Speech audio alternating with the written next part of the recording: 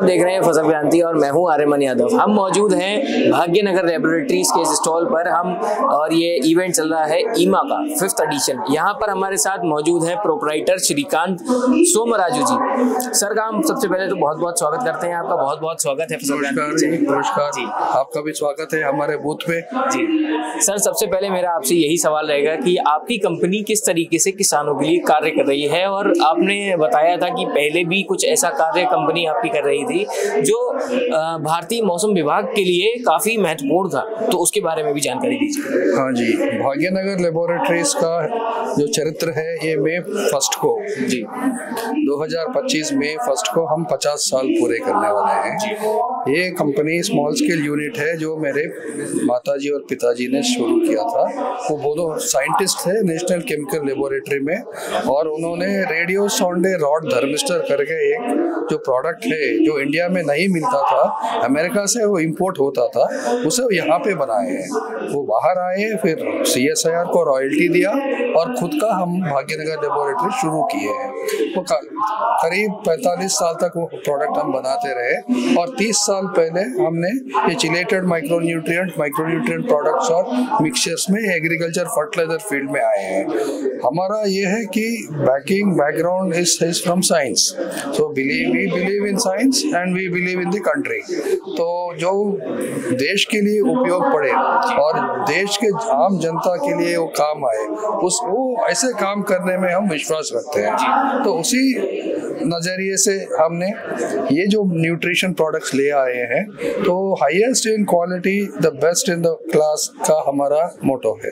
जो पहले हम थर्मिस्टर जो बनाते थे और अभी जो हम ये माइक्रो न्यूट्रिएंट बना रहे हैं, the best of the best हम देना चाहते हैं। एंड आगे चलते हुए और भी जो नए टेक्नोलॉजीज आते हैं उनसे जुड़ के जो भी है, आदमी इसलिए जिंदा है क्योंकि वो दो खाता है, एक खाता है खाना, दूसरा खाता है दवा, और ये दोनों में भी अगर कोई प्रॉब्लम है तो इंसान जल्दी मर जाता है जी।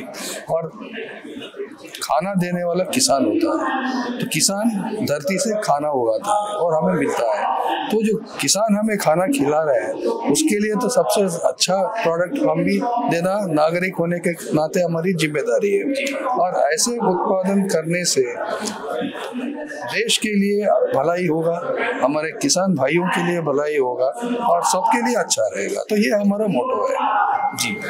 सर बात करते हैं उत्पादों की, प्रोडक्ट्स की बात करते हैं, तो कंपनी के कौन कौन से ऐसे उत्पाद हैं जो किसानों के लिए यहाँ मौजूद हैं? अभी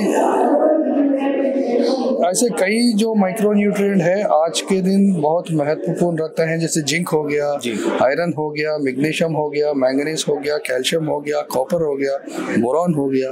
हर एक न्यूट्रिएंट जो मेजर हो या माइनर हो, जैसे हो गया NPK उर्वरक तो सब जानते हैं, सब यूज करते हैं।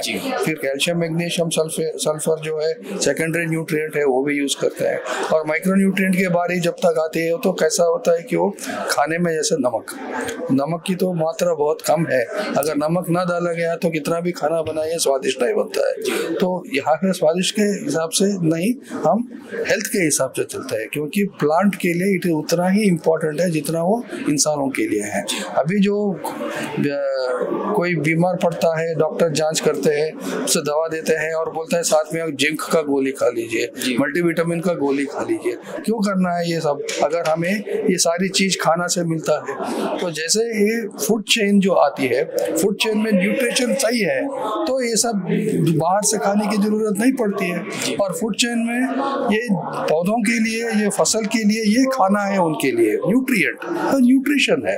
तो सही मात्रा में सही प्रोडक्ट से जब तक उसको दे पाएंगे तो बाकी कुछ हमें करने की जरूरत नहीं पड़ती है, और उससे जो किसान है उसका भी वो फायदा होगा, अच्छा फसल होगी, और जो उगा रहा है उसको भी फायदा होगी, जो खा रहा है उसे भी फायदा होगी। तो it is a win win situation for everybody जी। तो सर हम मौजूद हैं ईमा के 5th एडिशन में, जहाँ पर इवेंट हो रहा है, समिट हो रही है, 5th एडिशन का समिट है ये। इसमें आपको क्या ऐसे टॉपिक लगे जो किसानों के लिए काफी लाभकारी हैं और आगे चल के इनसे काफी फायदा होने वाला है किसानों को? अभी जैसे दुनिया आगे बढ़ रहा है, हम यही देख रहे हैं कि एग्रीकल्चर टेक जो टेक्नोलॉजी जुड़ रही है, नई नई टेक्नोलॉजी आ आ रही है, नई नई प्रोडक्ट आ रही है, तो उसके हिसाब से जैसे वक्त में सारे चीज बदलते रहते हैं, बेहतर के लिए भी जो बेहतर के लिए बदलते हैं उन्हें हम अपनाना चाहिए।